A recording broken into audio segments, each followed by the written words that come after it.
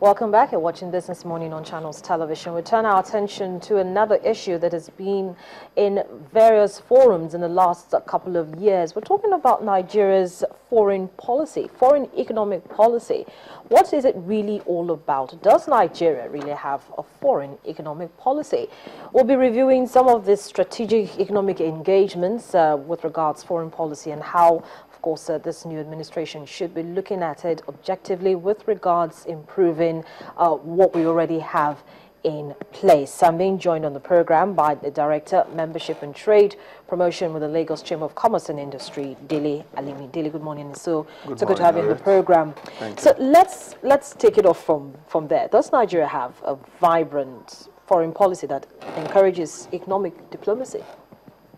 Well, you've qualified it, a vibrant foreign policy. We have a foreign policy when you look at right from the 60s up to the 80s, and there's no doubt that government said these are what we want to do.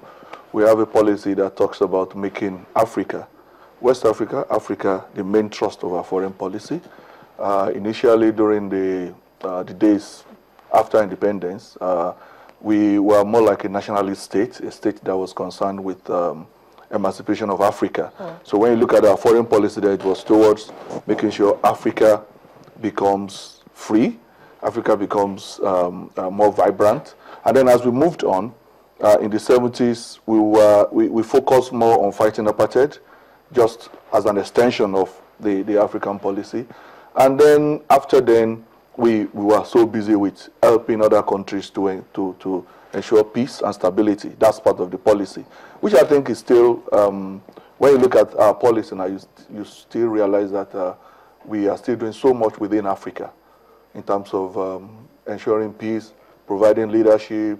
But whether that has now translated into what I'll call economic development, or whether we are taking full advantage of it for our own economy, is a different story entirely. Why is it a different story? Why does it seem as if we're doing so much with regards to peacekeeping and all of that? And it's not just Nigeria. Yes, you know, even with the larger countries like the US and the EU and the other UK and the rest of it, who actually provide this kind of peacekeeping like we've talked about, there's still this economic advantage to it, but we've not taken. No, we haven't. We haven't. In fact, today Nigeria is seen as the fourth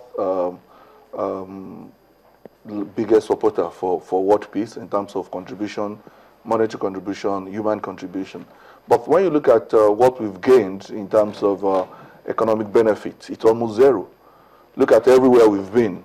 The number of troops we've supplied, the amount of money we spend, the life we've lost. Nigerians have lost their lives. Very recently now, in fact today, the news hitting the wires, $21 million is supposed to be dispersed to West Africa's multinational joint task force. Yes, but then don't forget that kind of involves us seriously because it's basically about Boko Haram.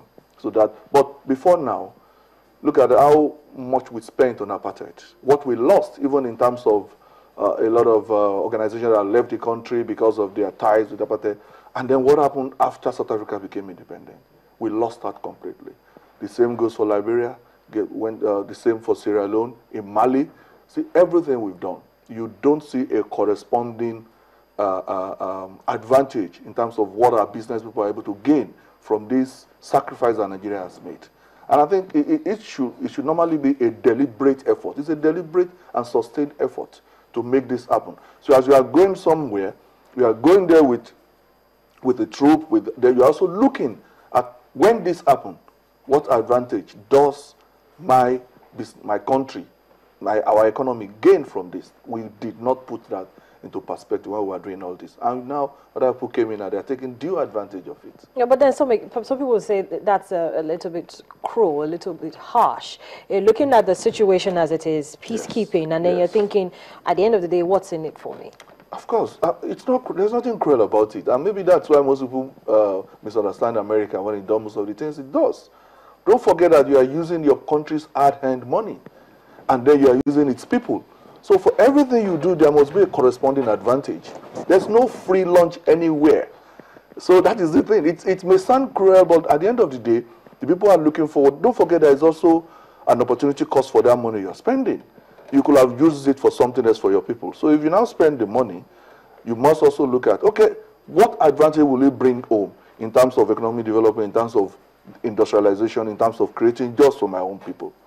You must also look at that. So not necessarily importing, maybe even exporting our expertise, but how much do you think Nigeria can leverage on its foreign policy to promote economic interests now? Yeah, I think between you and I think government have actually realized this. Government has realized this. And I was reading in 2012, the then Minister of, 2012, Minister of Commerce, Aganga, the former Minister of Commerce, actually they set up a committee to look at Nigerian foreign policy and look at how you can now put in more of foreign economic policies in it. And they had a very robust discussion on this. But what had happened between 2012 and now is that we've not actually seen a full implementation of that committee's report. Yes, you've noticed that during the Jonathan days, when he travels, he goes with so many of our own business people. That is the whole essence. I mean, when they go there while the government is busy discussing bilateral diplomatic issues, these business people are also expected to start discussing with their counterparts in this country and see how they can take advantage of whatever Nigeria is putting on the table. But then, a lot of other things get into the works. You have to talk about, if you are going to invite investors into your country, you have to look at your own local economy. Does it have the capacity? Does your infrastructure, is your infrastructure able to take whatever investment is coming from abroad? So this is all interwoven. So I would say government has come to understand, but then we have not taken full advantage.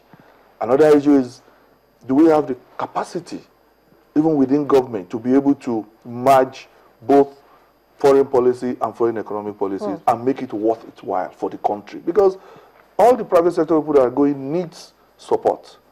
They would need the government itself to guide them on what the government has done, how does it translate to getting a deal, a good deal for the country as far as our economy is concerned. So which means that we need to have a clear blueprint, a clear plan that says foreign economic policy, not foreign policy or economic diplomacy. We must. It's in fact, the world has gone beyond not having that. You must have it.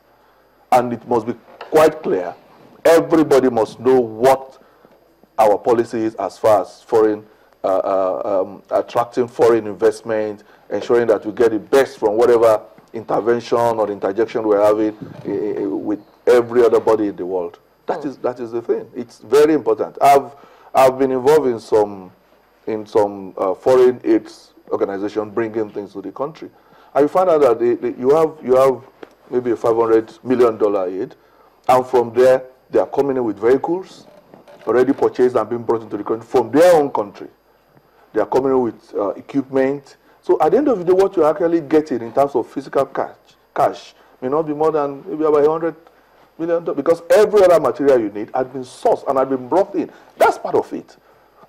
Don't forget that also, that is $400 million business for their country, and which they are bringing to their own country. So these are issues. We want to take our troops to any other country. We decide, okay, the uniform that will be required must be sewn within Nigeria. The boots that must be used by the military must be from Nigeria. The food that must be supplied must be from Nigeria. These are issues that can be brought into play, and it will help our own local economy. Let's talk about bilateral and multilateral treaties. Has Nigeria been able to take advantage of the various ones that have come up? Well, I'm not sure we have. I think basically because we, to some extent, yes, but not as much as we should when you consider the size of our economy. The issue is the capacity of our own local economy to take advantage of this. Look at the AGOA. Our Nigerian businessmen could not, because we are not as competitive, because we are dealing with the entire world. We're dealing with the whole world. So it's been that problem of local capacity and the competitiveness of our own business people here in Nigeria. Are you sure that's just it, or is the fact that we've gotten too complacent because we've always had oil money coming in? Well, for governments, yes, maybe oil money, but for the average private sector person, I don't think it's about complacency. I think it's about the environment within which they are operating. It's a very tough one. And at the end of the day, you find out that they are less competitive. They are less competitive than their counterparts, and which means they are more expensive. Their product is not of the standard it should be. And of course, we've gone beyond the stage where you're only competing within your own country. You're competing with everybody from all over the world. So, and that is what is happening. So now, what should the objective of this, the new administration's foreign economic policy be? Basically, every country will have to determine what its foreign economic policy would be. You must first look at your priorities. My little knowledge of foreign diplomacy says you must look at what is vital to your country, what is important for the survival of your country. That's what they call the vital ones. Then before you look at the secondary one. So government must sit down and identify this. There's no doubt that we need industrialization, we need economic development, we need to improve employment within the country. So in forming what is going to be, in deciding what is going to be the thrust of our foreign economic policy, we must look inwards, and our own local economy must be the priority. Everything we want to do must look, how does it affect our own local economy? How does it affect government's plan to improve the Nigerian business environment in terms of industrial development? So we must look at that, and every other thing that does not give us an advantage in that area should be placed as secondary. Simple. Well, let's talk a little bit about those things that that should be placed in the secondary, as against those being placed in the primary. Incidentally, I'm not in government, but then, be that as it may, we must look at our area of comparative advantage in terms of value addition to. We've always spoken about oil. Oil is now becoming.